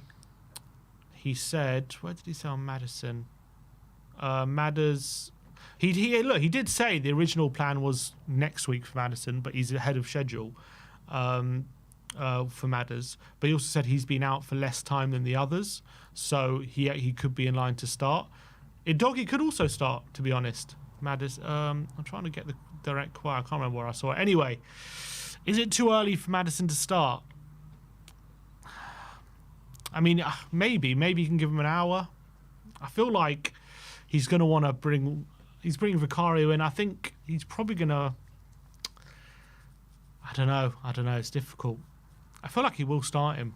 I've just got this feeling he's going to start him in there for an hour. Let's put Maddison in the 10. But then it brings the question, who's going to play the 8 or the box-to-box, or is it going to be a double pivot alongside Basuma? Who's going to play that position? Is it going to... Basically, I think it's going to be between Bergvall and Sarr. Yeah. Bergvall, Sarr, or Bentancur even. But I think... Who started on the weekend? It was it was Bentancur, Bergvall, and Sarr, wasn't it? Yeah. And then he brought on Basuma. Yeah. God, it's difficult. Bentancur, Bergvall. It was Bentancur, Bergvall, Kulusevski, wasn't it? In the middle Decky started in the middle, didn't he? And Moore was out wide. So it'll probably be Sarr, because Sarr didn't play on the weekend or didn't start on the weekend. And Bergvall obviously has played so many minutes. I'll probably say it's Sarr. All right, we'll go with Sarr then. Sarr, Basuma, Maddison. Again, that trusted midfield three. That's the trio from the first 10 games of the season that hasn't recaptured that form since any time they've been together. Yeah, exactly. So, and then... Put them up. So, I mean, we have... it means we'll have Bergvall, Bentancur on the bench. Bergvall and Bentancur on the bench, Yeah. So we're thinking on the right, it'll probably be Decky here. And then we're hoping, he read it differently last time. I think he's going to put Son back out on the left. Yeah. And I think he's going to put Matisse Tell in the forward line. I really hope he does do this, because it did look a lot better once Tell went into striker and Son back out on the left. I think it was a mistake from him to play Tell on the left and Son up front. So it'll be interesting dynamic as well, because Tell obviously, Paul O'Keefe and other journalists says that Tell wanted the Manchester United move. That Man United and Bayern Munich couldn't agree a deal together. And now, in his first Premier League game, he's lining up against Manchester United. Yeah, 100%. That was definitely going to be interesting. But I think Ange would have seen the effect that Tell had when he moved to striker, I hope, and he got the goal. Brilliant finish. Great finish. And I think Son's obviously more comfortable on the left as well. So I think he will change it and we'll put Tell up front. And obviously, when you look at our bench options now, if this is our starting 11, we're going to have the likes of Doggy, Bentancur,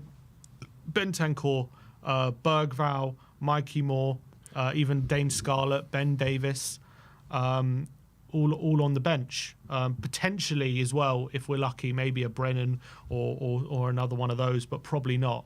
So all of a sudden, the bench is going to look a lot healthier. Yeah. Which is really, really encouraging. Very positive. Let's just hope that none of these players do a reoccurrence of the injury like we've seen many a time this season. Yeah, he's going to have to manage situation. Also, we're saying Gray's going to be on the bench as well. So there's also another one, Archie Gray. So that's nearly, all of a sudden, that's like 7-8 players. Nearly a full bench we're looking at.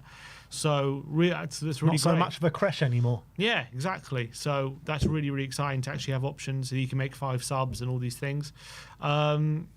So he has to manage it. He has to make sure if anyone is even getting a hint of an injury, he takes them off and looks after them. But all of a sudden, I'm excited about the squad we're going to have. Yeah, absolutely. So let's run through that lineup with you guys one more time. Bless you. Vicario in goal, Porro right back, Jed Spence at left back, a back two of Danso and Davis, Bissouma, Sarr and Maddison in the midfield with Deki on the right, Sonny on the left, and Matisse Tell up top. What's your score prediction? I am going for 3-1 to Tottenham. 3-1 Spurs. Yeah, and 3-1 Spurs. I think Man United is. I know we're a best as well, but I think they're obviously still quite early on in his tenure. They're still not quite at that organised level. We've had first week break in a while. I think these new players are going to give us a bit of a shot on the arm when it comes to a bit of intensity and energy. I think our forward line, we have more bullets in our gun than Man United do right now as well. So I think we're going to take the game away from them and we're going to win the game 3-1. But I do see them still having moments and chances. Yeah, for me, I'm going 2-1 to Spurs. I feel like we're going to come out at a kind of like a million miles an hour with the rejuvenation of the squad a bit, with a few of the injured players coming back. I feel that after seeing the lineup when it's announced and some of these guys are in there, I think the fans are going to get a bit of a boost and a lift as well. So I feel like we could start the game really fast, and I feel like we will go and take the lead early.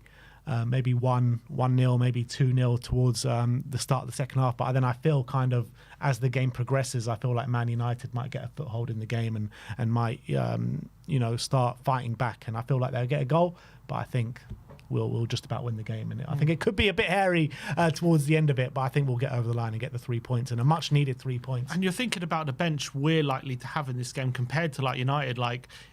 The United, especially the forward line, if they're going to start the likes of Garnacho, Diallo, Xerxes, I mean, what else do they really have to change it? They got maybe Højlund, who not much.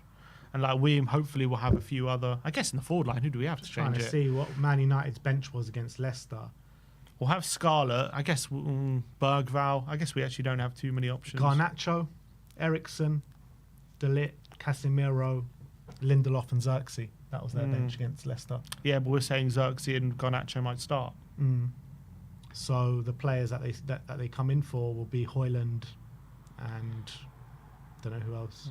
I guess maybe Mainu will play actually, so maybe one of the players won't start. Yeah, I think hopefully we're going to have some more players off the bench to make a difference. But yeah, all right. Before we end, we should probably look at this because this is quite interesting. BBC sources have been contacting sources inside of Tottenham ahead of the protest on Sunday, and they released this article about they spoke to several people off the record to try and understand a fuller picture of Levy's Tottenham regime. And here are some key points that they've picked out. From anonymous sources. Anonymous sources that BBC are reporting, so quite obviously a very good, reputable source. They're saying Levy will step aside when he feels it is the right for Spurs, and every option is open for different future ownership structures. This is from anonymous sources. He says, Levy is hurt by protests and he's hurt by results and has opted to sit through the Levy out chants rather than hide away, which is obviously, every game we're seeing shots of Levy in the crowd at the moment. He says... It's funny he says he's hurt by the protests when in previous times Levy has actually said that it doesn't get to him. He's got thick skin, He's got a thick skin, yeah. Yeah, true. Yes. When did he did say that. I can't remember when it was. The sources say there is an acceptance that Spurs have not always spent well in the transfer market, but belief that recent managers, including Postecoglou, have been backed financially. The club leadership feel that they have come closer to winning more than just the 2008 League Cup in the Levy-Enoch tenure, having reached 15 semi-finals and 6 finals. And sources who have worked with Levy say he does not communicate well enough and suggest the executive team are too similar, hence the occasional own goals on policies. Basically, I guess, suggesting maybe he's surrounded by yes men. Yeah, I mean, not even just surrounded by yes men, but surrounded by very financially driven corporate individuals within the They're board. all too similar. They don't have different and diverse enough voices in that's the what I think boardroom. that means. So I think that's definitely true, the bottom point. In terms of the point, have the leadership got close to more trophies? I mean, that's obviously true. We have got close to more trophies in his tenureship, but I just feel like we've got close, but it's never been kind of at the forefront, like we have to go for trophies. That's kind of just like been a byproduct of sometimes how lucky we've been in times, because the times that we have won trophies as well have come under maybe poorer managers that we've had. But I think in general, when our team's been better, we've been closer to winning the trophies, haven't we? I think that's fair to say. So I wouldn't say it's just luck. That we've been that we've say that. I mean, the better team. We've been closer. in our good teams that we've had under Levy is what you'd say. You'd probably earmark it to 2 eras, under Pochettino and under Redknapp. Yeah, and that's when we got to the most semis and finals. Under Poch, we got to 2 finals. Champions League final, League Cup final. Yeah, and we also got to 2 FA Cup semis. Is that it? No, we got to another League Cup semi. And Redknapp, we just got to 1 semi-final, right? Against we got to a League Cup final. Got to a League Cup final. Oh, against Man United. Yeah, and we got to an FA Cup semi, 2 FA Cup semis under him as well. In Europe, we didn't do much. We got to one. Well, no, we got to a quarter final in Europe and Champions League. We lost to Madrid. Yeah. But that was what's that? 2 semis and a final under Redknapp as well. So when we have been better, we've been getting more opportunities in those. Yeah, which is fair enough. But I guess the question always remains is that we haven't like under 22 years or 24 years, whatever it is, of tenureship of Daniel Levy. You know, you're talking about how many managers in that time? 15, is it? 15. Out of those 15 managers, it seems like he's only got it right like 2 or 3 times, which is madness, really. Yeah, definitely. And because you say the managers that he got it right with are these, Ange Postecoglou aside, because we don't know what it's going to end like, but Redknapp, Pochettino, and I would say Martin Jol as well, was definitely a step in the right direction because he like started it all. Yeah, and I think at the time you could say Conte, albeit ended badly. Like at the time, we got top 4, and you know. Yeah, but the reality is, you bring in Jose and Conte. It's just the way he managed them was complete mismanagement. You can't bring in a Mourinho and a Conte and manage the club the way he did. Yeah, well, I would say under Mourinho, like when he brought him in, like I guess we got a bit better, but we were never a great team, apart from like a little period at the beginning of his second season where we were like we were top for a bit, but like. Well, no one was ever really like convinced. I guess at times maybe, but under Conte it was like we were actually a really good team at one point. Yeah, for 6 months at the end of that season. But the narrative around bringing in Jose Mourinho was, Pochettino, right, was calling for this painful rebuild. You know, we're going to need to go through this rebuild to make ourselves a successful team again. But Daniel Levy didn't listen to that. He thought, okay, look, the team is still good. If we bring through a win-now manager without making too many kind of bringing in too many players, you know, we can get back to those levels of what we had under Pochettino. And I think actually Jose probably felt that before actually coming into the club and seeing what an actual shit show it was. So I felt that was complete oversight from Daniel Levy without listening to what the actual manager was saying. No, I don't disagree. That's right. I'm just saying we're talking about managers who have come in and been good appointments. I think I was just saying when I'm comparing the Conte, I would say the Conte one made more sense than probably the Mourinho one at the time. And actually, it turned out he did make us into quite a good team, but obviously it didn't last long enough. But yeah, I think in terms of this point, the club feels like we should have won more trophies. But the reality is when you're consistently just falling short on so many occasions, you've got to look at why, instead of just saying it's just luck or you know, we could have won those games, like you've got to look at why you're always falling short. And I think they don't take responsibility for that enough, why we always fall short on those big occasions, rather than just saying, oh, it's, you know, the guys we have in charge. Well, when everyone's doing it, you know, you've got to look at why it's happening. In terms of an acceptance, Spurs have not always spent well in the transfer market, but belief that recent managers, including Ange, have been backed financially. I think Ange, in terms of the money that we've actually spent on players, I think there is a case for that, because you look at the players that have been brought in, you know, the likes of James Maddison, Dom Solanke, and other players that we've spent like significant values on. I think it's a fair statement. And, you know, even before Ange, we spent a 60 million on a Richarlison. I just feel like when you're trying to build a squad to do what we're trying to do, you know, Ange Postecoglou clearly came out and said his ambitions is to go and win the league with Tottenham Hotspur. And, you know, he even thought deludedly so that he could do it in his first or second season, whatever. You need to be spending more on wages to bring through the bigger talents in this game. Otherwise, they're never going to join us. They're always going to join other clubs. Right. I think when it comes to Ange, yes, he was backed financially, but in a way, it's like they kind of had to, because we stripped the squad of load of experienced players and we lost our best player as well. It's like if they didn't spend money in that summer, they would have, you know, they could have easily, you know, got relegated. Like they would have been nowhere. So they kind of had to spend money. But fair enough, they did. They spent money on Van der Ven, Maddison. They did have a big summer. We spent 200 million. But then obviously this summer, probably didn't do enough, I think, and we got punished for the holes we left in the squad, and we're feeding that now. So as much as we have spent money under Ange, for sure, it was kind of just money you kind of expected us to spend, rather than money that was like on top of a team which was going places, if you know what I mean, like it should have been this summer. Yeah, but again, like I do bring it back to the wages again, because we're 6th or 7th in the wage spend when you're looking at the turnover, lowest wage to turnover in the Premier League and potentially in Europe. It's like it should be a lot more than that. And when you're bringing in someone of a 65 million of a Dom Solanke, fair enough, I do think it's a good signing, but you've got to bring in other players in other positions where we were desperate of need of, like wingers. Like, where was our top winger this summer? We needed a top winger. We needed a top defensive midfielder. And in my opinion, the reason we didn't bring someone in like that is because we were too focused on youth and too focused on lowering the wages in the squad. And that's what the main focus has been in the last couple of years. No, I agree. That's what I'm saying. Yeah. So in terms of back financially, it's like, yes, we've signed, but I think we obviously clearly need more, and we could have probably spent more if we wanted to. Yeah, but what do you think of the first one? Levy will step aside when he feels it's right for Spurs, and every option is open for different future ownership structures. Yeah, I mean, I don't really know what to make out of that, to be honest, because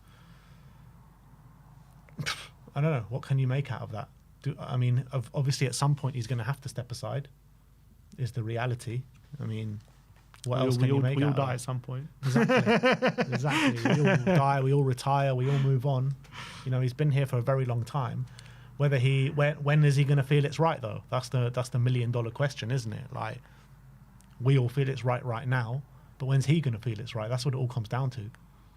And obviously, when, you know, a lot of prospective people looking at Tottenham, a lot of them want him to stay on. A lot of them, a condition of them buying Tottenham is him staying on as chairman. I don't think that's their condition. I think that's his condition. I think he wants to stay on. I think they want him to stay on. I don't know. We haven't heard any concrete evidence of that. No, I mean, that's the reports that that a lot of them would want him to remain as chairman to run the. Well, club. there's been some reports saying that, but there's been other reports saying one of them is that he wants to stay on. I'm sure maybe both things can be true. Yeah, so I don't know. I think that if someone does a full takeover of the club and they want to put football at first, maybe they want to. It depends what kind of new owner comes through the door. We don't know. All right, well, but interesting stuff there. But in terms of what he's saying, he's hurt by the protests and hurt by the results. I mean, if he was so hurt by the results, then he would have brought in players in the first week of January. True. And he didn't. But he said he's opted to sit through the leave out chance rather than hide away. Yeah, well, great. Let's see him sit through it on Sunday. Yeah, Sunday's going to be an interesting day, I think. Yeah, and again, I want to thank Jay for coming on. Change for Spurs, big work that they're doing. Please head down to the protest on Sunday, 2:45 at the crossover of Lordship Lane and the High Road. But if you are going, remember to be respectful and not let it get anything out of hand, because we want to show ourselves in a good light. We don't want to be just some angry mob going down the road with all the expletives that maybe have been seen at other protests in the past. So yeah, I think most of the protests, to be honest, by Spurs fans have been kind of respectful, but I think it's important to show yourselves in a good light and to show ourselves in a good light during the protest. 100%. So that is it from us today. That is your match preview. Let us know your score predictions in the comment section below. Sim and Amir will be with you on the watch along on Sunday. I'll be down there early on to get down to the protest and obviously to be at the game and the sit-in after the game as well. So thank you everyone for joining us today. Like, subscribe and comment. And as always, Come on, you Spurs.